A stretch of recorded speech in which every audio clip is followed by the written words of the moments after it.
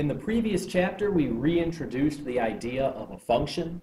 Recall, a function is a graph like this one that passes the vertical line test. This is just a basic parabola, and note that any vertical line that I draw on it is only going to intersect at one point. So parabolas are functions, most lines are functions, much of what we have dealt with in Algebra 2 so far has been a function. Parabolas are not one-to-one, however. Note that if I graph horizontal lines, they intersect in some places at 2 points.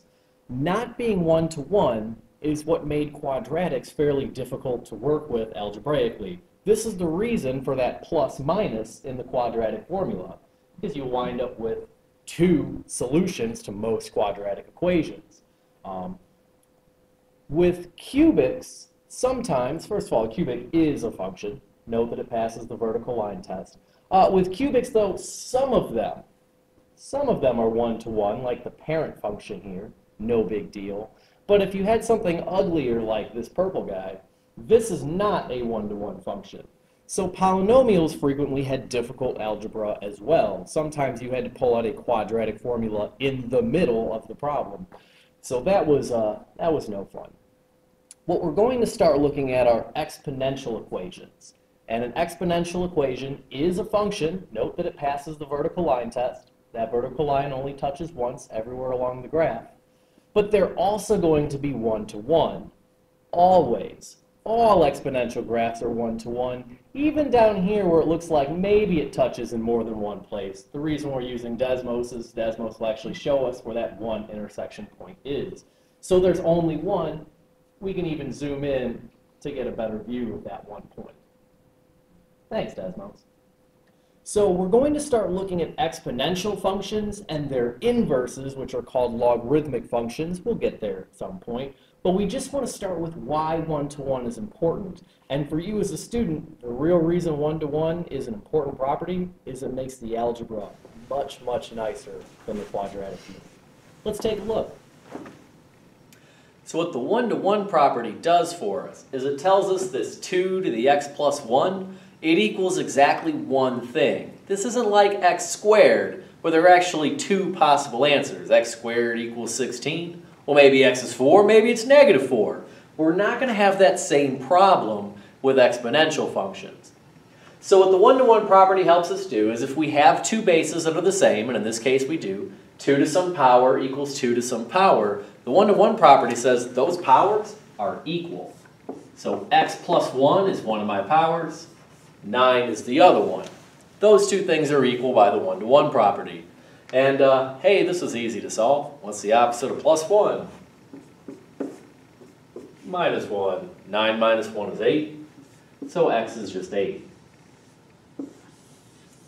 So of course not all of our problems can be this easy. But again, the one-to-one property is the reason that we were able to turn this complicated looking equation into a simple one-step Algebra 1 equation.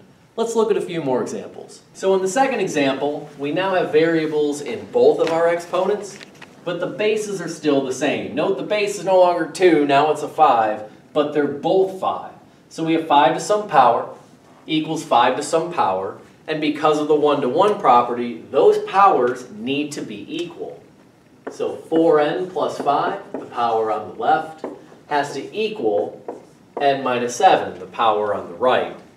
The algebra here is more difficult than the first example, but it's still just algebra 1. Pick on the little guy. N is smaller than 4n, so we can subtract n from both sides. Goodbye. If we're getting rid of variables from the right, we can get rid of constants from the left. Subtracting 5 from both sides will do it. Cleaning this up, 4n take away an n, that's 3n. On the right, negative 7 minus 5, that'll be negative 12. And last but not least, to get n by itself, right now it's n times 3. The opposite of times 3 is divide by 3. Goodbye. So we're left with n equals negative 4. So we don't run the risk of extraneous solutions like we did in the previous section. It is still helpful to do a quick substitution and check your work. So if n is negative 4, 4 times negative 4 is negative 16. Negative 16 plus 5 will be negative 11. Double checking that on the right-hand side, -4 minus 7 is also -11. So those exponents match. 5 to the -11th. Hey, that's an ugly number, but 5 to the -11th will equal 5 to the -11th. So no worries there.